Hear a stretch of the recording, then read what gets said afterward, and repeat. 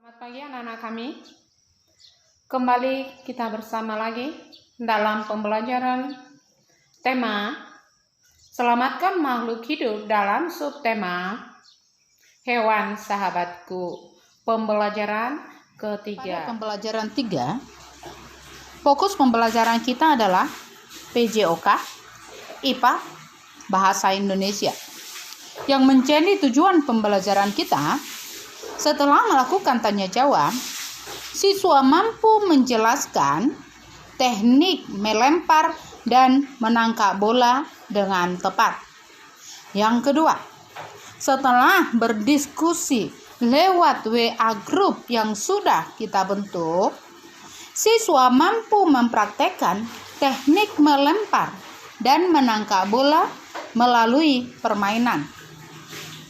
Setelah mengamati dan mencari informasi, siswa mampu mengidentifikasi cara perkembangbiakan hewan secara ovipar, vivipar, dan ovovivipar serta manfaatnya dengan benar. Setelah berdiskusi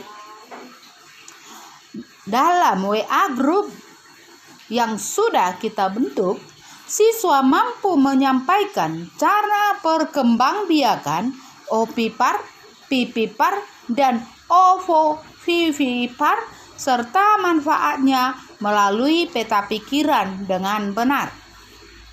Yang kelima, setelah mendengarkan teks tentang hewan, anak didik kami mampu menemukan ide pokok dan menyajikan dalam bentuk diagram. Yang keenam, setelah menemukan ide pokok dari teks tentang hewan yang dibacakan, siswa mampu mengembangkan dengan menggunakan kalimat sendiri secara rinci.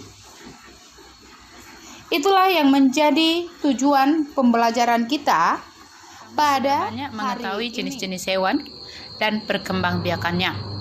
Dan di sekitar kita juga banyak jenis-jenis hewan, dan kamu juga sudah tahu perkembangbiakannya ya. Jelaskan cara perkembangbiakan hewan secara ovipar, vivipar, dan ovovivipar. Tuliskan dalam bentuk peta pikiran perkembangbiakan hewan. Tulisanmu harus memuat cara perkembangbiakan, penjelasan, ciri-ciri, dan contohnya dengan detail. Kamu dapat melengkapi dengan menempel gambar agar lebih menarik. Tadi Ibu sudah menjelaskan tujuan pembelajaran kita pada tema Selamatkan makhluk hidup dalam subtema Hewan Sahabatku. Kamu perhatikan di bukumu. Ikan sangat bermanfaat bagi tubuh. Apabila tubuhmu sehat, kamu dapat mengikuti kegiatan dengan semangat. Sudahkah kamu makan ikan hari ini? Oke. Kamu baca bukumu, ayo mencoba. Kamu bisa baca di bawah, yaitu melempar dan menangkap bola. Ini nanti mungkin bisa kita praktekkan setelah kita masuk ke dalam sekolah. Kita baca bagaimana melempar dan menangkap bola yang benar. Teknik melempar bola. Ada 3 jenis lemparan bagi pemain di lapangan, yaitu lemparan melambung, lemparan mendatar, lemparan menyusur tanah. Apa itu lemparan melambung? Berdiri tegak sambil kaki maju 1 langkah ke depan. Tangan yang memegang bola ditarik ke belakang atas. Siku sedikit ditekuk sehingga badan agak condong ke belakang. Lutut kaki belakang ditekuk sedikit, pandangan ke arah sasaran. Ayunkan lengan ke depan dan disertai dengan lecutan pergelangan tangan melalui atas bahu. Dia melalui atas bahu. Lemparan mendatar. Kita baca. Berdiri tegak sambil kaki maju 1 langkah ke depan. Tangan yang memegang bola ditarik ke belakang melalui samping badan. Badan sedikit diputar. Lutut kaki belakang sedikit ditekuk sehingga badan condong ke belakang, pandangan ke arah sasaran. Lempar menyusur tanah. Berdiri tegak sambil maju 1 langkah ke depan. Tangan yang memegang bola ditarik ke belakang melalui samping badan. Badan sedikit diputar. Lutut kaki belakang ditekuk sehingga badan agak condong ke belakang, pandangan ke arah sasaran. Ayunkan tangan ke depan melalui samping badan, menyusur tanah, mengarah ke bawah.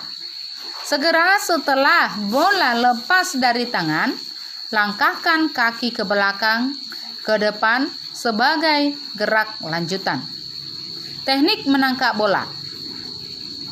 Cara menangkap bola yang datang melambung vertikal. Berdiri, kedua kaki dibuka selebar bahu. Kedua tangan lurus ke atas. Arah pandangan tertuju ke arah datangnya bola. Kedua telapak tangan direnggangkan dan lemas, membentuk. Saat bola menyentuh telapak tangan, tarik kedua tangan ke arah dada. Cara menangkap bola yang mendatar. Berdiri, kedua kaki dibuka selebar bahu, kedua tangan diluruskan ke depan setinggi bahu, kedua telapak tangan dibuka dan saling berdekatan. Arah pandangan tertuju ke arah datangnya bola. Cara menangkap bola yang datang menyusur tanah. Sikap sambil berlutut, kedua tangan diletakkan di depan lutut, telapak tangan menghadap ke depan. Sikap sambil berdiri, kaki rapat, badan dibungkukkan, kedua tangan diletakkan di depan kedua kaki. Sikap sambil berdiri pada salah satu lutut, sedang kaki yang lain di depan, dan kedua tangan diletakkan di antara kedua kaki tersebut. Itulah untuk sedikit sebagai masukan kepada kita dalam pelajaran PJOK di dalam pembelajaran 3 hari ini, karena kita tidak bisa langsung mempraktekkannya di lapangan sekolah. Hewan ovipar atau bertelur. Yang pertama, janin tumbuh dalam cangkang dan berada di luar tubuh induk. Yang kedua, janin memperoleh makanan dari cadangan makanan yang berada dalam telur. Yang ketiga, janin tumbuh relatif cepat. Keempat, bentuk tubuh sama seperti induk. Yang kelima, tidak memiliki daun telinga dan kelenjar susu. Dan yang terakhir, berbulu dan bersifat. Yang pertama, janin tumbuh di rahim di dalam tubuh induk. Yang kedua, janin memperoleh makanan dari induknya melalui tali plasenta. Yang ketiga, pertumbuhannya relatif lambat. Yang keempat, bentuk tubuh merupakan gabungan dari kedua induk. Yang kelima, umumnya memiliki daun telinga. Yang keenam, memiliki kelenjar susu. Yang ketujuh, berambut. Berkembang biak secara ovovivipar atau bertelur melahirkan. Yang pertama, telur berada di dalam tubuh sampai menetas.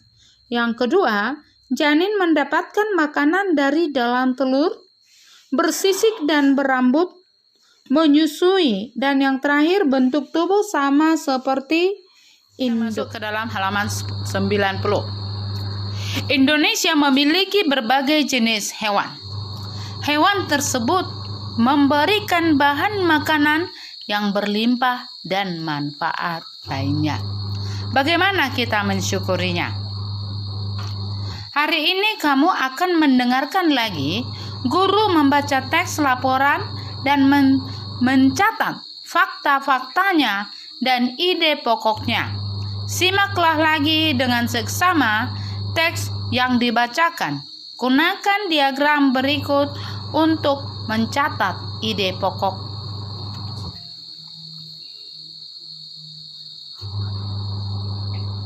Di sini Ibu akan membaca sedikit laporan dan bisa kamu lihat di layar ponselmu. Tuliskanlah ide pokoknya, paragraf 1 dan paragraf 2. Ayam. Di Indonesia sebagian besar ayam dipelihara dan diternakan. Masyarakat memanfaatkan daging dan telurnya. Daging dan telur ayam sangat bermanfaat bagi kesehatan tubuh. Paragraf kedua, ayam jantan dan betina memiliki perbedaan. Ayam jantan lebih besar dari ayam betina. Ia memiliki jalo panjang dan berjengger lebih besar. Bulu ekor ayam jantan panjang dan menjuntai. Ayam betina berukuran lebih kecil dan tidak memiliki jalu, tetapi memiliki jengger kecil. Bulu ekornya pendek.